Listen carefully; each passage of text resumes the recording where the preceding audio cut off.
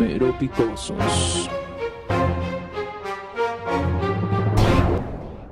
Vamos a pasar a la palabra. El día de hoy estamos en la mitad, justo en la mitad de nuestra serie que hemos llamado Chiquitos pero Picosos. Ahora, esta es una serie muy particular. Si ustedes no han venido, no se preocupen. En este caso, cada mensaje es completamente individual. Y es que cada una de las semanas estamos agarrando uno de los 5 libros más pequeños de toda la Biblia.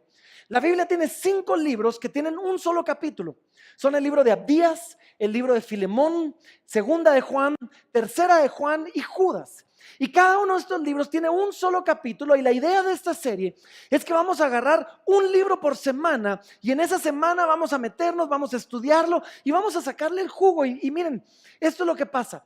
Muchas veces cuando vemos un libro pequeño, cuando vemos un capítulo, solo algunos son cartas muy personales que uno diría, ¿y qué le voy a aprender de esto?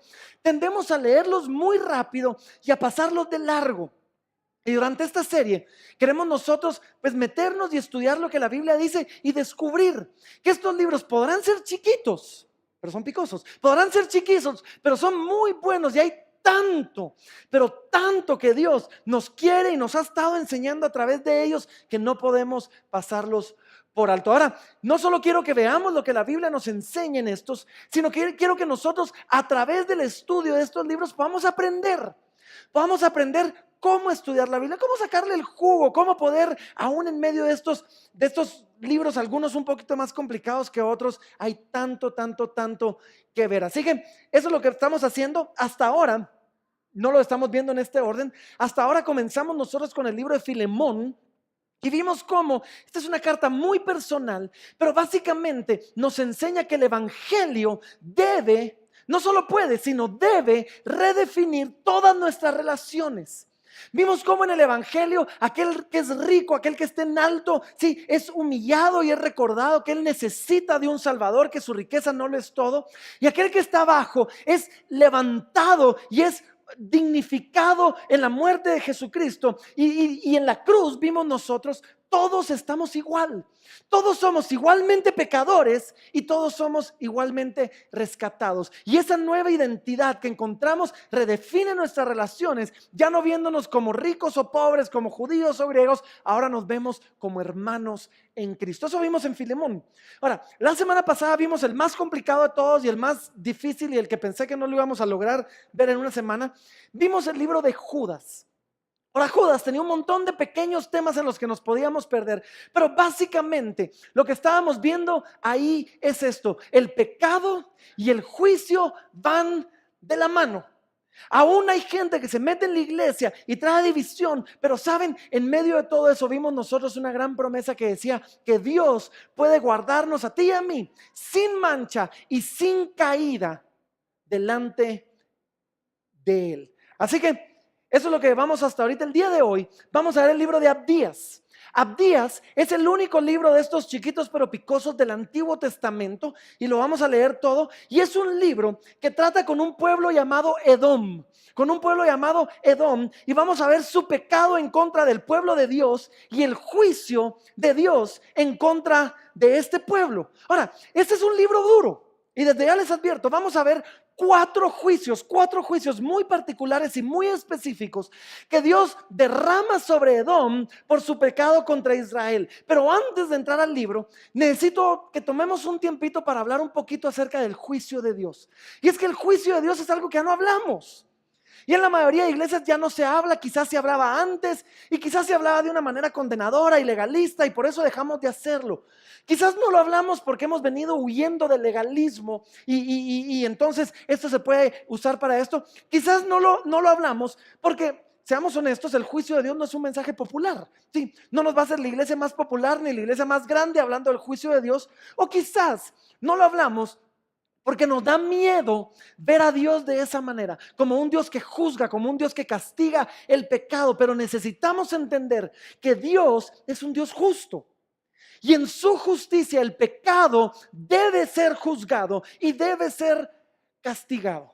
Ahora, cuando vemos el juicio de Dios, generalmente lo encontramos de 2 maneras.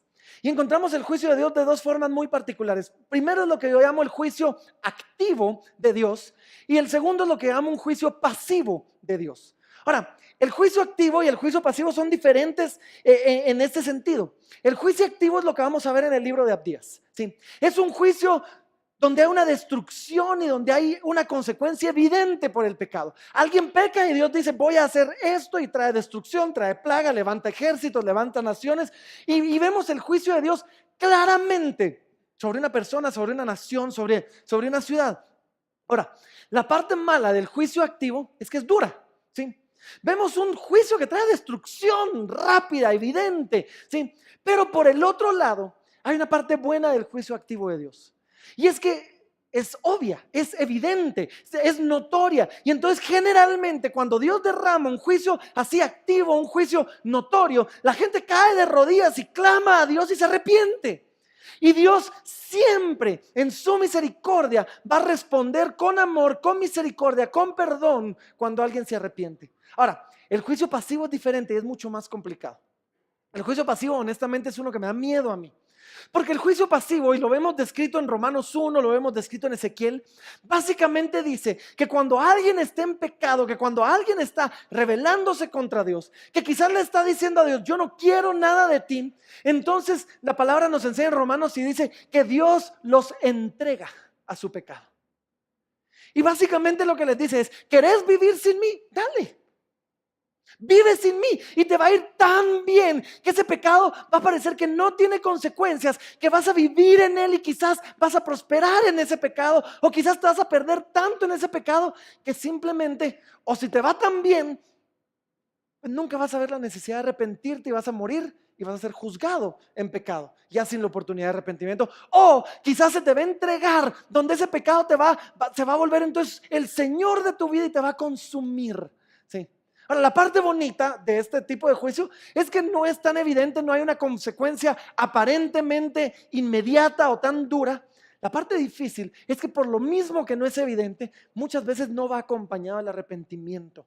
Y cuando no hay arrepentimiento, entonces no hay la oportunidad de mostrar esa misericordia por la que conocemos a nuestro Dios. Ahora, en Abdías vamos a ver a Dios juzgando activamente, juzgando directamente al pueblo de Edom por su pecado contra Israel. Así que vamos a leerlo. Abdías capítulo número 1, el único capítulo, versículo número 1, y comienza diciendo así. Dice, visión de Abdías.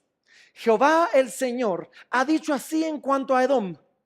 Hemos oído el pregón de Jehová y mensajero ha sido enviado a las naciones. Levantaos y levantémonos contra este pueblo en batalla. Ahora, déjenme parar aquí un momentito. Sabemos muy poco acerca de Abdías o nada.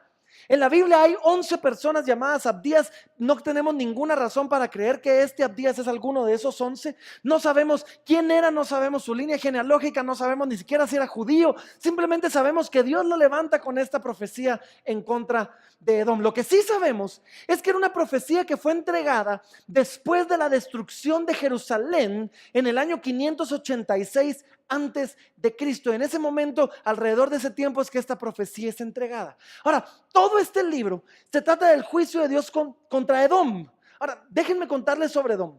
Edom era una nación vecina a Israel. Y aún siendo vecinos, era un enemigo de la descendencia de Jacob, del pueblo de Israel, porque había heredado de parte de su padre Esaú, la enemistad en contra de Jacob. Entonces, los edomitas venían como descendencia de un hombre llamado Esaú. Y Esaú había tenido una enemistad, una rivalidad grande con Jacob, que después se convierte en Israel. Sí. Entonces, de esa enemistad es que Edom hereda su enemistad contra Israel. Ahora, Esaú es un ejemplo de alguien que cuando estaba pasando por un mal momento, se topa con otro que se aprovecha de ese mal momento, de esa mala fortuna y le roba lo que él tenía. Ahora, tengan esto en mente porque esto va a ser muy importante, muy importante dentro de un momentito. Sí, ahora, no le podemos quitar la culpa, recordémonos la historia. ¿Sí? Esaú viene regresando de la casa, viene de cazar y como que no era tan bueno, o por lo menos ese día no le fue bien. Y viene regresando y se topa con su hermano gemelo, su hermano Jacob, que está preparando un plato de lentejas. Y cuando él se topa con él, le dice, dame de comer porque no casé nada. Y Jacob, le dice, te doy de comer si me vendes tu primogenitura. Y lo agarra en un mal momento, lo agarra hambriento, lo agarra decepcionado, yo no sé. Y en ese momento, Esaú vende su primogenitura por un plato de lentejas. Ahora no le robemos toda la culpa, ¿sí? Esaú la vendió, no se la robaron, no le engañó, la vendió. Pero fue alguien que en su mal momento se agarró con alguien aprovechado, que aprovechó esa circunstancia mala para robarle lo que era precioso a él. Y como les digo, esto va a ser muy relevante dentro de un momentito, pero solo me recuerda, este no es el tema, pero se los quería compartir. Me recuerda una lección que me dio mi maestra de Biblia, mi primera maestra de Biblia, que decía así, y esto es algo súper importante, decía así: no sacrifiques lo eterno en el altar de lo inmediato. Y eso fue lo que hizo Saúl en ese momento. Él sacrificó algo eterno. Él sacrificó el poder ser parte de la línea genealógica del Mesías por un plato de lentejas. Él sacrificó el ser parte de la sangre, de ser padre de Jesucristo de alguna manera, por una comida que hubiera podido esperarse una hora más si lo hubiera conseguido en otro lado. Así que bueno, de eso se trata este libro, de Edom. Ahora, aunque la profecía es contra Edom, muchos creen que simplemente esta es una advertencia contra todos los enemigos del pueblo de Dios. Pero miren qué es lo que pasa. Comienza a decir esto, dice, mensajero ha salido. Salió mensajero de parte de Jehová hacia todas las naciones. Y esto es lo que pasa, y me parece fantástico esto. Y aquí nos podríamos pasar toda la mañana. Dios comienza a levantar a todas las naciones vecinas a Edom y los comienza a incitar para que hagan guerra en contra de Edom. Ahora, esto es maravilloso porque vemos a un Dios soberano que reina sobre el universo y que agarra naciones enteras y el destino de naciones enteras y pone en el corazón de los reyes a hacer guerra contra un enemigo de Dios. Ahora, estos reyes no sabían que estaban trabajando para Dios, no sabían que estaban ejecutando el juicio de Dios y aún así lo estaban haciendo. Ahora vemos a un Dios soberano aquí. Nos muestra el señorío, nos muestra la soberanía de Dios, que Él controla el destino de las naciones para que los reyes de las naciones trabajen para Él, aunque ellos no lo sepan. Aunque ellos quizás sean enemigos de su pueblo. Ahora, también nos muestra algo importante aquí. Y nos muestra que hay una realidad espiritual detrás de mucho de lo que vemos, detrás de muchas de nuestras circunstancias. Mucha gente me ha preguntado a mí en algún momento, es que ¿dónde está el Dios de la Biblia? Como que en el Dios de la Biblia lo mirábamos, juzgar naciones, juzgar a Edom, y ahora lo vemos más pasivo. Y hay muchas formas de responder esto, pero solo les digo esto, el Dios de la Biblia está en todas partes. Lo que pasa es que en aquel entonces habían hombres de Dios que discernían lo que estaba pasando desde un punto de vista espiritual. Para cualquier otro, esto hubiera sido, ok, las naciones van a hacer guerra contra Edom. Eso pasa todo el tiempo. Las naciones hacen guerra todo el tiempo. Los reyes conquistan otras naciones todo el tiempo. Pero no, para el profeta era no. Dios va a traer juicio contra su enemigo, levantando a otras naciones para que hagan guerra y así castigar el pecado de Edom. Hay una razón espiritual detrás de mucho de lo que vemos. ¿Significa esto que detrás de todo lo que me pasa tiene que haber un demonio? No. O detrás de todo lo que me pasa hay un juicio de Dios? No necesariamente. Pero sí significa que mucho de lo que nos pasa tiene una raíz espiritual y debe ser discernido espiritualmente. Sí. Ahora seguimos aquí en la lectura, versículo número 2, y comenzamos a ver, yo les dije, hay 4 juicios de Dios sobre Edom, y vamos a comenzar aquí con el primero, y dice así: he aquí, pequeño te he hecho entre las naciones, estás abatido en gran manera. La soberbia de tu corazón te ha engañado. Tú que moras en las hendiduras de las peñas, en tu altísima morada, que dices en tu corazón, ¿quién me derribará a tierra? Si te remontares como águila y aunque entre las estrellas pusieres tu nido, de ahí te derribaré, dice Jehová. Primer juicio contra Edom es este: tú vas a ser humillado y tu orgullo va a ser quebrantado. Y miren cómo comienza. En el versículo 2 dice: pequeño eres entre las naciones. Aquí hay 2 formas de ver esto. Una forma es que Dios les está diciendo: mira, tú eres una nación pequeña, ¿de qué te sentís tan orgulloso si no sos nadie? Y Dios les está recordando, La otra opción, la otra forma de verlo es diciéndoles Dios, tú te has engrandecido, pues te voy a hacer una nación pequeña y te voy a derribar de donde estaban. Ahora, esta era una nación que se creía que estaba muy segura. Se creían intocables, sentían que tenían todo lo que necesitaban, su economía estaba bien, tenían ejércitos, qué sé yo, y se sentían seguros, se sentían intocables. Y en esa intocable se habían preguntado y habían dicho, ahí estamos seguros en la peña como el águila, nadie nos puede tocar. Y cuidado, cuidado, cuidado cuando el hombre reta a Dios, porque cuando el hombre reta a Dios, puede ser que su reto sea aceptado. Puede ser que él diga, ¿quién me derribará? Y que Dios diga, yo te voy a derribar. Me estás retando, yo acepto tu reto y yo te voy a derribar. Miren, al soberbio nunca le ha ido bien delante de Dios, nunca. Proverbios 16:18, miren lo que dice. Dice, antes del quebrantamiento es la soberbia y antes de la caída la altivez de espíritu. Al soberbio nunca le ha ido bien delante de Dios. Tengamos cuidado cuando nos sentamos en un gran lugar donde comencemos a retar y decir, estoy bien, tengo todo lo que necesito, ya casi me siento intocable. Porque otra vez no va haciendo que retemos a Dios en eso y Dios diga, yo acepto tu reto. ¿Quién me va a derribar? Yo te voy a derribar. Segundo juicio, versículo número que nos toca 5. Versículo número 5 dice así, si ladrones vinieran a ti o robadores de noche, ¿cómo ha sido destruido? ¿No hurtarían lo que les bastase? Si entraran a ti vendimiadores, ¿no dejarían algún rebusco? ¿Cómo fueron escudriñadas las cosas de Esaú? Sus tesoros escondidos fueron buscados. Básicamente lo que está diciendo aquí es esto. Cuando entra un ladrón a robar, entra, busca lo primero, busca lo más valioso, lo primero que tiene, lo agarra y sale corriendo antes de que lo atrapen y se roba lo valioso, pero deja muchas cosas. Un vendimiador era alguien que entraba a un campo y se robaba los frutos de alguien más. Y aún robándose los frutos dejaba algo para tratar de engañar al dueño y que no se diera cuenta sino hasta días después. Lo que está diciendo Dios aquí es, te voy a juzgar de tal manera que cuando entre el ladrón no se va a robar solo unas cuantas cosas, se va a robar todo. Que cuando entre el vendimiador no va a dejar uno que otro fruto, no, se los va a llevar todos. Juicio número 1, vas a ser humillado y vas a ser derribado. Juicio número 2, tus riquezas van a ser saqueadas. Juicio número 3, miren esto, versículo número 7 dice así, y este para mí me parece el juicio más duro de todos, dice, todos tus aliados te han engañado, hasta los confines te hicieron llegar, los que estaban en paz contigo prevalecieron contra ti, los que comían tu pan pusieron lazo debajo de ti, no hay en ello entendimiento. No haré que perezca en aquel día, dice Jehová, los sabios de Edom y la prudencia del monte de Esaú. Y tus valientes, oh Temán, serán amedrentados, porque todo hombre será cortado del monte de Esaú por el estrago. Miren esto, Dios viene y les dice, y este es el tercer juicio, les dice, tu sabiduría va a ser quitada, tu sabiduría va a ser cegada. Sí, les dice, tus vecinos se van a levantar contra ti, te van a traicionar, los que eran tus aliados. Aquellos que se hacían llamar tus amigos te van a traicionar y aunque todos lo vean venir, tú no.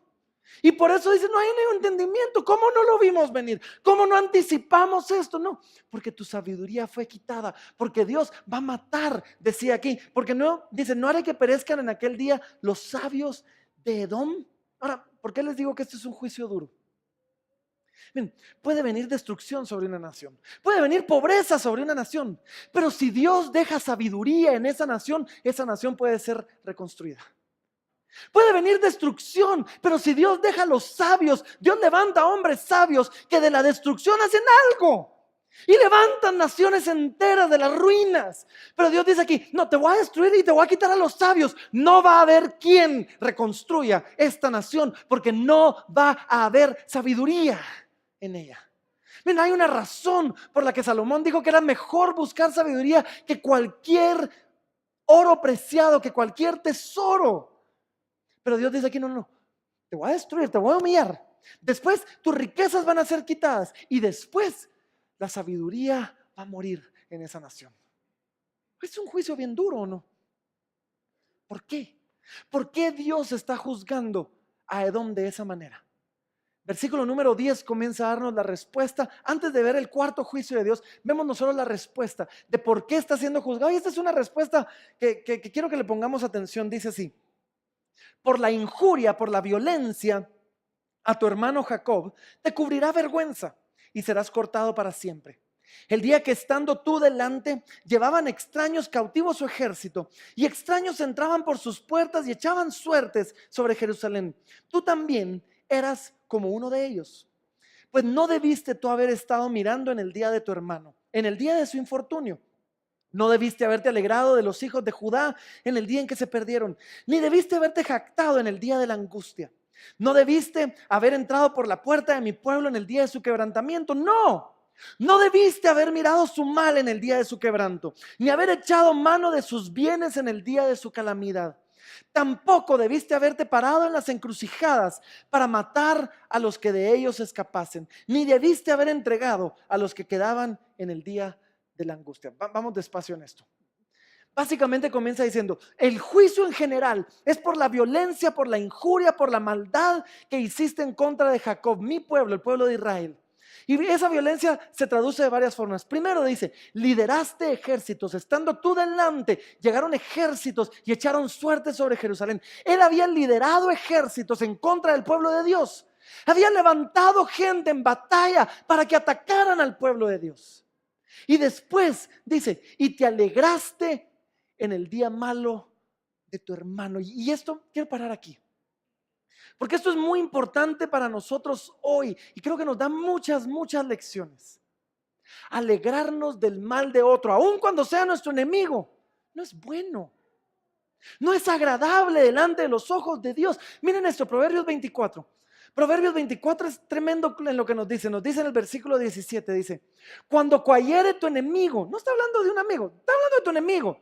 Cuando cohiere tu enemigo, no te regocijes. Y cuando tropezare, no se alegre tu corazón. No sea que Jehová lo mire y le desagrade y aparte de sobre él su enojo. Mira, esto es súper relevante para nosotros. Súper relevante considerando lo que está pasando en Guatemala, considerando quizás lo que ha pasado aquí en esta nación. Sí, ahora hemos visto nosotros que se ha levantado un juicio terrible sobre gente, está presa, muchos han caído, la corrupción. Y ¿saben lo que yo he visto? Yo he visto en las redes sociales que cada vez que veo un artículo, me gusta ver los comentarios después. ¡Oh, caramba! ¿En serio? Miren, los comentarios van desde cerdos desgraciados, ya les llegó su sábado, para arriba. Y qué bueno que no sé qué, y qué bueno que los dejen en la calle, que los metan presos para así. Una cosa terrible, yo digo, no hombre, pero cuidado. No te alegres cuando cae tu enemigo. No vaya haciendo que Jehová lo mire y le desagrade y quite de ellos su enojo. Ahora, yo no estoy diciendo que aquel que ha pecado, que aquel que ha robado, que aquel que ha mentido debe juzgar. No me miren, no deba pagar, perdón. Debe pagar. Y no me miren mal. Lo que estoy diciendo es el corazón que he visto levantarse muchas veces, alegrándose y haciendo fiesta y juzgando y insultando y haciendo todo esto. Se me hace muy parecido donde Dios dice, no debiste haberte alegrado de cuando cayó tu enemigo. No debiste haberte alegrado de tu hermano en el día malo. Yo solo digo, ahorita creo que es algo que está muy fresco para nosotros. No debiste haberte alegrado. Y después dice, y echaron, y una de las cosas que le dice, no debiste haber echado mano de sus bienes en el día de su quebranto. Ahora, eso es muy importante, sobre todo considerando la historia de estos dos. La historia de Saúl y la historia de Jacob. ¿Se recuerdan la historia de ellos? Esaú está quebrantado un día y Jacob le roba su primogenitura, se la quita, la compra por nada en el día de su quebranto. Y ahora, ¿qué es lo que está pasando? Miren qué grueso. Ahora, Esaú le está haciendo lo mismo a Jacob. ¿Y qué es lo que dice Dios? No debiste haber hecho eso. No debiste haber eso hecho. Esaú está respondiendo de la misma manera de como lo trataron a él. Ahora podríamos decir que Jacob está cosechando lo que sembró, y es cierto. Jacob estaba cosechando lo que sembró, pero saben, esta es la lección. Solo porque alguien te haya hecho algo a ti, solo porque alguien me haya hecho algo a mí, no me justifica el que yo responda con el mismo pecado haciendo lo mismo a él o a alguien más. Solo porque yo haya sido víctima de un abuso no me justifica para que yo responda abusivamente. Y eso lo demuestra. Dios dice, sí, este está cosechando lo que sembró en ti, pero como tú lo estás haciendo otra vez, lo vas a cosechar después. No debiste haberlo hecho. Es complicado esto. Es complicado esto y debemos preguntarnos, ¿cómo debemos responder cuando alguien está pasando por un mal momento y tiene que vender sus cosas? Yo me recuerdo la historia de alguien, miembro de la iglesia, estaba pasando por un mal momento. Tenía que vender cosas y tenía un cuadro en su casa. Tenía el cuadro en su casa. El cuadro en su casa era valioso, era de un artista conocido. Y bueno, la cosa se pone dura y lo tienen que vender. Y entonces lo comienzan a ofrecer y llega alguien a su casa. Me recuerdo esta historia porque esta persona estaba tan dolida, tan dolida. Llega alguien a su casa y le dice, ¡hala, mira qué lindo el cuadro! Me voy a inventar los números porque no me recuerdo los números. Pero, ¿cuánto vale? Bueno, pues este vale 30, pero lo estamos vendiendo en 25 o a un 20 con tal de sacar algo. Ah, muy bien, te ofrezco 5. Y esa persona le dice, pero tú sabes que vale más que eso. Sí, pero estás por un mal momento y lo necesitas, te ofrezco 5.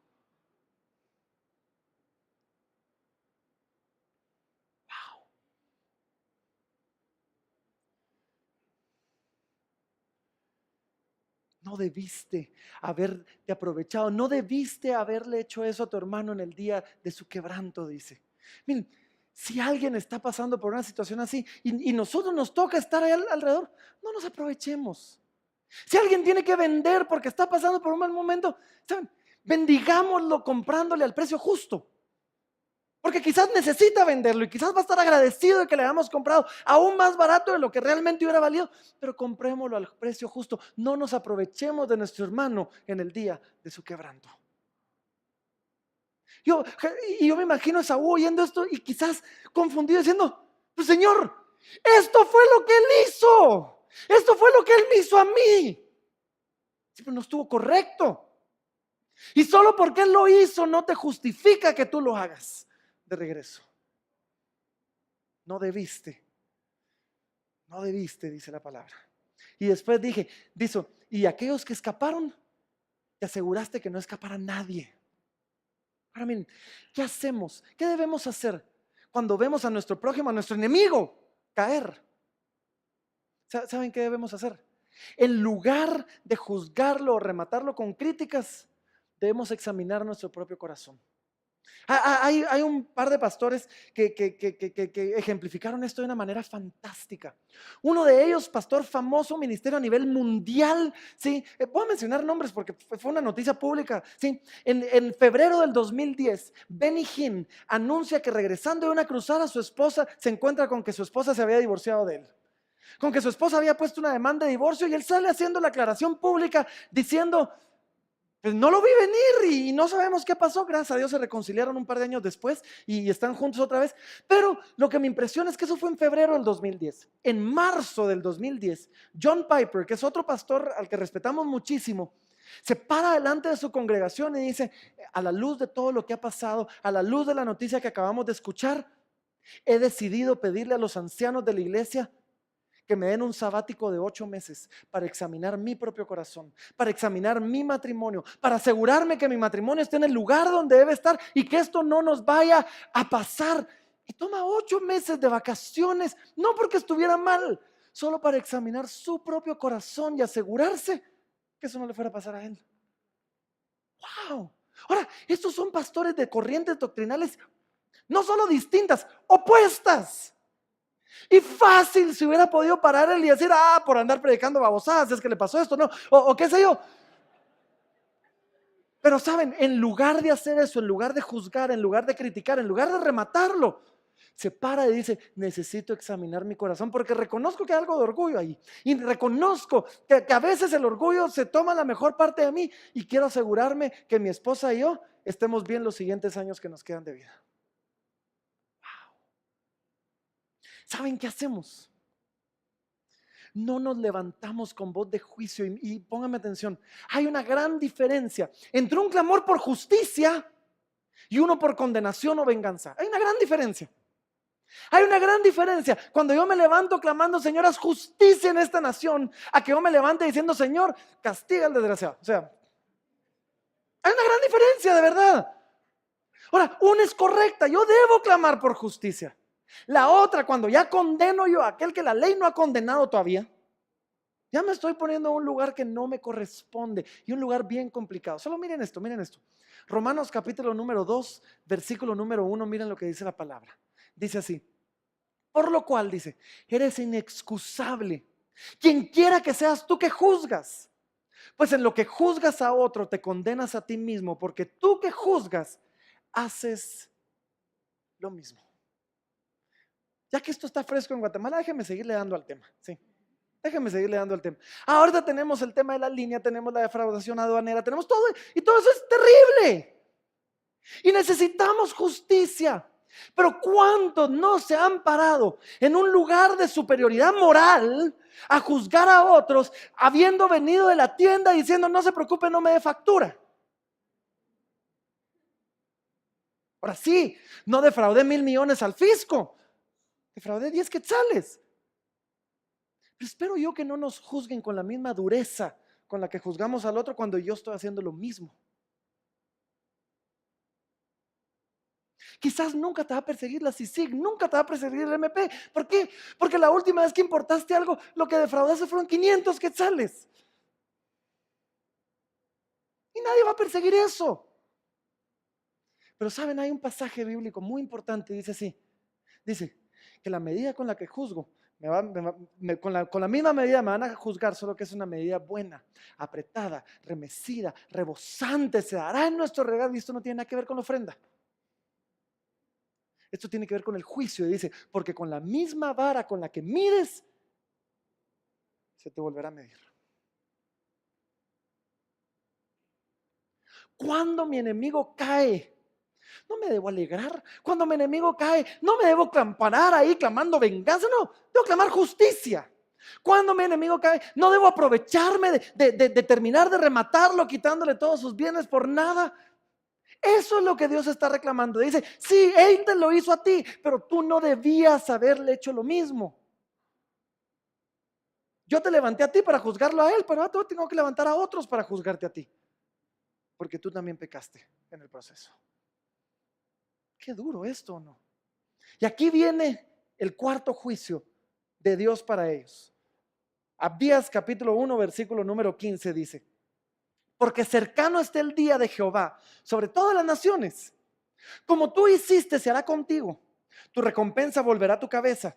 De la manera que vosotros bebisteis en mi santo monte, beberán continuamente todas las naciones, beberán y engüirán, y serán como si no hubieran sido. Cuarto juicio es esto: vas a cosechar lo que sembraste. Ahora, quiero que sepan esto: la ley de la siembra y la cosecha siempre se cumple, para bien o para mal. Si tú has sembrado bien, vas a cosechar bien, pero si tú has sembrado mal, que no te sorprenda cuando venga una mala cosecha. Ahora, Jacob sembró y cosechó a través de Edom. Y Edom ahora sembró de regreso en Jacob. Y Dios le está diciendo, vas a cosechar. Voy a levantar naciones para que hagan lo mismo contigo. Sí. Hay algo que tenemos seguro nosotros, que esta ley siempre se cumple. Génesis capítulo número 8, versículo 22, miren lo que dice. Dice, mientras la tierra permanezca, no cesarán la sementera y la siega, siembra y cosecha, el frío y el calor, el verano y el invierno, el día y la noche. Así como es seguro el día y la noche, así es segura la siembra y la cosecha. Ahora, ¿qué hago? Wow, ¿qué hago si he venido sembrando mal? ¿Saben qué hago? Hago varias cosas. Primero, cambio la siembra. Hasta que yo no cambie la semilla que estoy sembrando, no puedo esperar cosechar distinto. Y después doblo mis rodillas y le digo, Señor, ¿podrías tener misericordia con la cosecha de lo que ya sembré? Mientras viene la nueva cosecha de lo que estoy sembrando. Y después le pido a Dios fortaleza para sobrellevar la cosecha, lo que sí coseche de lo malo que sembré.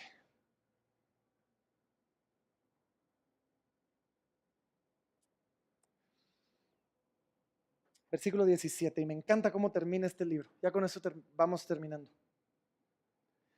dice así: mas en el monte de Sión habrá un remanente que se salve y será santo. Y la casa de Jacob recuperará sus posesiones. La casa de Jacob será fuego y la casa de José será llama. Y la casa de Esaú estopa. Y los quemarán y los consumirán. Ni aun resto quedará de la casa de Esaú, porque Jehová lo ha dicho. Y los del Negueb poseerán el monte de Esaú. Y los del Céfala, a los filisteos, poseerán también los campos de Efraín y los campos de Samaria. Y Benjamín a Galaad. Y los cautivos de este ejército de los hijos de Israel poseerán lo de los cananeos hasta Sarepta. Y los cautivos de Jerusalén que están en Sefarad poseerán las ciudades del Negev. Y subirán salvadores al monte de Sión para juzgar el monte de Esaú, y el reino será de Jehová. Miren qué lindo cómo termina esto. Está terminando esto diciendo: en medio de que Israel ha sido atacado por Edom, en medio de que Israel fue atacado por las naciones, dice: Dios va a guardar a su pueblo, porque Dios siempre guarda a su pueblo.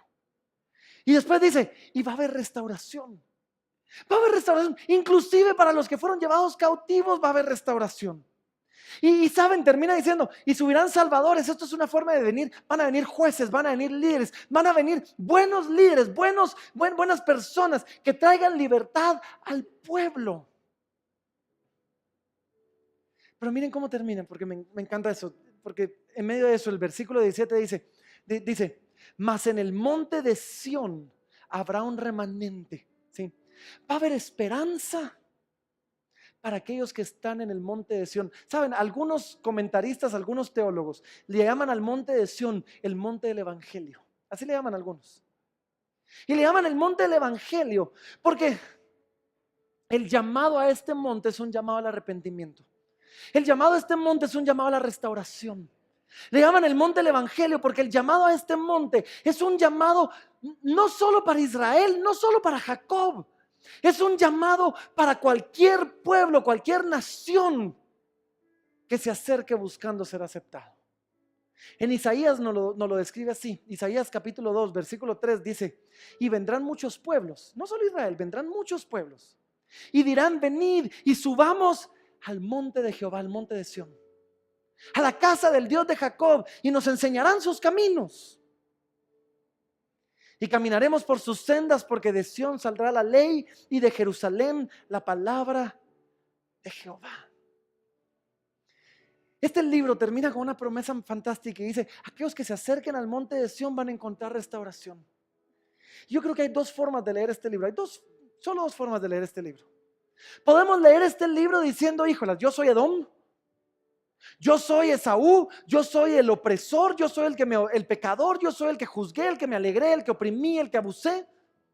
O podemos leer este libro diciendo: pues yo soy Jacob, yo soy Israel, yo soy el oprimido, aquel de quien abusaron. Podemos leerlo desde los dos puntos de vista. Ahora, si por algún tiempo he sido Esaú, quizás aún estoy pasando por ese momento, este libro es un llamado al arrepentimiento. Es un llamado a decirte: sí, donde hay pecado va a venir juicio, pero ¿sabes qué? Ven al monte de Sión, ven, porque aquí va a haber un remanente, porque aquí va a haber misericordia. Dios nos está dando la oportunidad de ver nuestro pecado y de arrepentirnos, de correr al monte de Dios. Yo creo que el mensaje de esto, si tú eres Edom, es este: no importa qué tan malo sea tu pecado, no importa qué tan turbio sea tu pasado, no importa qué tan oscuro o qué tan vergonzoso sea lo que has hecho, hay esperanza de perdón y restauración con Dios en Cristo. Yo creo que parte de lo que nos está diciendo es: mira, si tú has sido Edom, si tú has sido el abusador, el pecador, el burlador, deja tu orgullo, deja tu jactarte, deja tu juzgar y arrepiéntete. Yo creo que nos dice: quizás te va a tocar cosechar algo de lo que sembraste, porque eso es garantizado. Pero con la ayuda de Dios vas a poder no solo cambiar la semilla, sino vas a poder soportar la cosecha de lo que habías sembrado. Ahora, la otra forma de verlo es: pues yo soy Israel, yo soy el abusado, yo soy el oprimido, y Y si tú has sido Jacob, si tú has sido Israel, y quizás en estos momentos has pasado por momentos muy malos o estás pasando por momentos muy malos, este es un libro que nos trae esperanza, ¿o no? Porque este es un libro que nos dice, en el monte de Sión va a haber un remanente que se salve. Esto es un libro que nos dice, quizás esas circunstancias te alejaron de tu herencia en Dios. Y ojo que cuando hablo de mi herencia en Dios, no estoy hablando solamente de posesiones. Mi herencia en Dios es mucho más que cosas. Mi herencia en Dios es una relación con el Dios del universo. Y muchos, cuando vino un momento difícil, cuando vinieron circunstancias, perdieron esa herencia. Perdieron posesiones, sí, pero se apartaron de Dios. Yo no sé si porque le reclamaron o porque se enfriaron o porque estaban tan tupidos que ya no lo vieron. Pero yo creo que la esperanza aquí es esto. Ven, ven, las puertas están abiertas, regresa. Hay esperanza, esa herencia está aquí para ti. Sí, esa relación, esa intimidad conmigo está aquí dispuesta. Hay una promesa de restauración en Dios. La promesa de nuestra relación con Dios va a ser restaurada y la promesa es que quizás Dios en su misericordia, y digo quizás, nos restaure también aquellas posesiones materiales que nos han sido quitadas. No sabemos, pero tenemos esa esperanza en Él.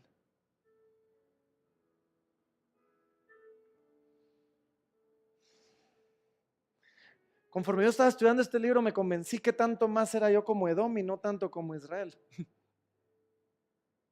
Porque he encontrado en mi corazón orgullo, he encontrado, a pesar de que he hecho lo posible por guardarme, sobre todo en lo que está pasando en Guatemala, con juzgar, con criticar, he encontrado en mi corazón juicio y crítica, me he alegrado del malo.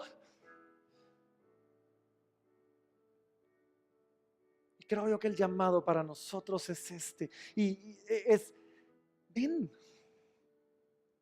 Ven Edom, ven Israel, ven Jacob, vengan al monte de Sión donde pueblos y naciones se van a reunir y van a ser enseñados los caminos de Dios. Porque ahí va a haber restauración. Y hoy mientras recordamos la promesa de restauración, quiero que lo hagamos de una manera muy apropiada. Y es que mientras hablamos del juicio de Dios, necesitamos entender esto. Tu pecado y mi pecado merecía y merece juicio y merece castigo. Y en la misericordia de Dios, Dios envió a su Hijo para que Él llevara el juicio y para que Él llevara el castigo. No es que Dios diga, ay, va, pues ya nadie paga. No, no, no. Dios dijo, alguien tiene que pagar. Tú no puedes pagarlo. Yo lo voy a pagar por ti. Y manda a Jesús a morir por nosotros. Y a decir, el precio de tu pecado, el juicio, la carga, ese peso que te iba a aplastar,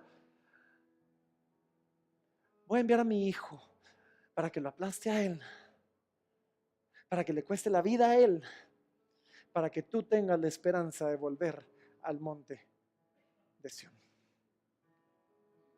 Así que hoy, mientras recordamos que tenemos un Dios de justicia y que juzga, vamos a recordarnos que tenemos un Dios de misericordia también, que nos invita y nos dice, vengan confiadamente al trono de la gracia, vengan confiadamente para encontrar misericordia. Así que lo vamos a celebrar hoy, celebrando la cena del Señor, recordando a través del pan y del vino el precio que el Señor pagó por nuestros pecados, el precio que Él pagó por ti y por mí. Y mientras participamos de ese pan y participamos de ese vino que nuestros servidores van a comenzar a repartir en este momento,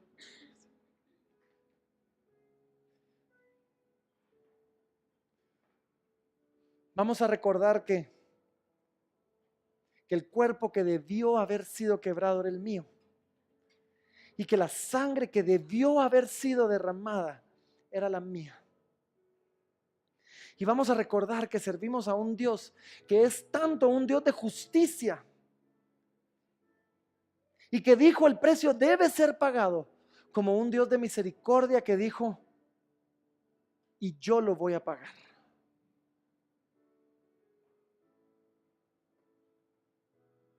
Así que voy a dar un momento para que todos ahí podamos podamos ser servidos con los elementos de la cena del Señor. Y mientras lo hacen, yo quiero decirte, hay misericordia hoy para todo pecador. Pero hay necesidad de que todo pecador venga a los pies de la cruz pidiendo perdón por su pecado. Servimos a un Dios que es tan misericordioso, que envió a su Hijo a morir, y a un Dios que quiere verte a sus pies, que no quiere condenarte. Miren con mi abuelo lo que les contaba al principio. ¡Wow! Lo trajo de Estados Unidos para Guatemala solo para asegurar su eternidad, porque sabía que se iba a presentar delante del trono unos días después. Dijo, no, me quiero asegurar que te presentes como un amigo y no como un enemigo.